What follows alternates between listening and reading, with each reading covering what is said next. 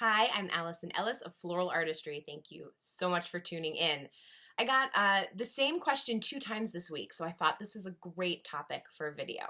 So, two different floral designers reached out to me this week to say, like, what do I do if I have a customer who's interested in a look that I haven't done before? So, I don't have pictures in my own portfolio of this sort of work.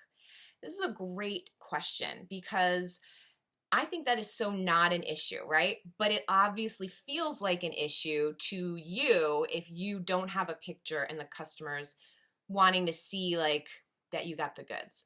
So here's just my take on it. You don't need to have done something to be capable of doing something, right? We all know that. I can hear everyone collectively going, yeah, of course, right?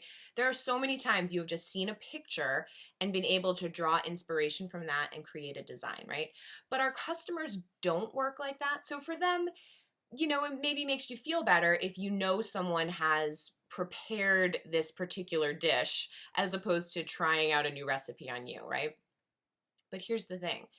You have to have trust from the customer.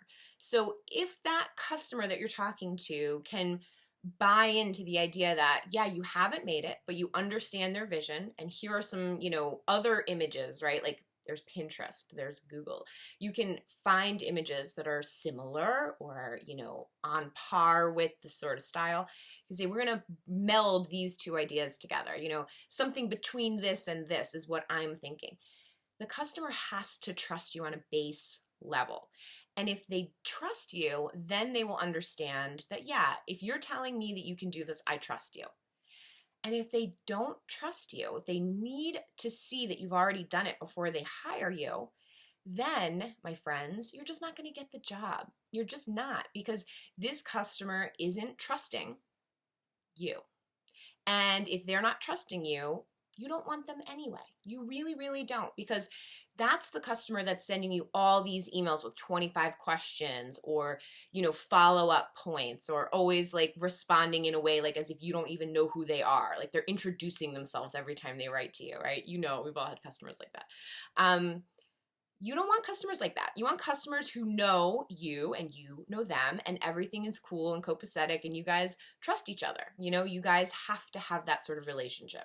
So if someone can't trust you because you don't have a picture, that's just maybe not your customer and you're not going to book that gig. And you have to be okay with that. I mean, you don't have to like it. I'm telling you, you have to be like, no problem.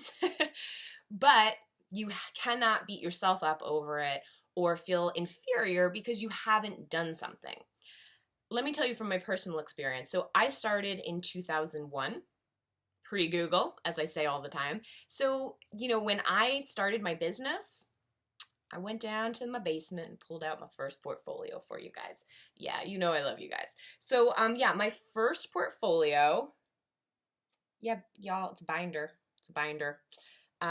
With a very poor image, okay, of some, I don't even know what that is.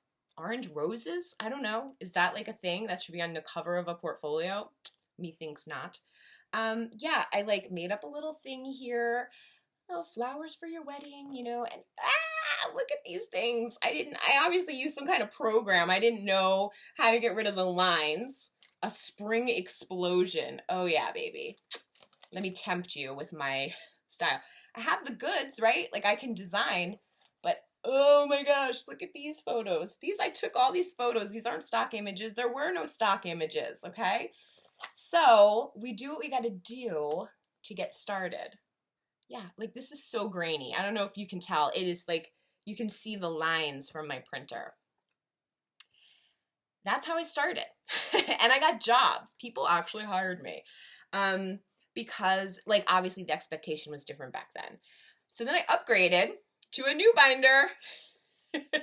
And like this I didn't even make. This my friend Teresa made for my wedding, but it's just like a little swag on a door, and I thought, what a nice way to open the portfolio, right? Like you opening a door. But like, yeah, this is it. These are like, I made these at the farm that I worked at. I worked out of her studio that year. I can remember actually doing these. I really loved these colors. But yeah, like this is what I thought a bouquet picture should look like just from the top down. But you can see like even back then, these are actually from 2003. This was my friend's wedding actually. you know, I had to do something, right?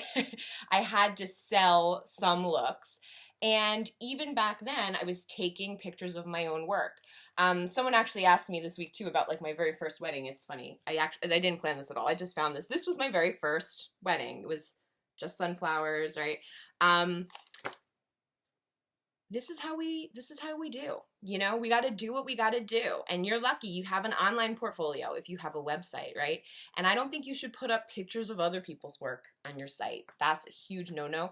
But I do think that if you haven't done something, you shouldn't let that stop you or let yourself impose like that makes you less capable than someone who has done it, okay? So just keep that in mind. Do your work, and find customers that trust you, and then the photographic evidence is secondary to you as a person and you as a stylist yourself, okay? I hope you find that tip helpful, and don't let non-photographic evidence stop you from doing your beautiful work. Keep doing beautiful work. I'll see you next time.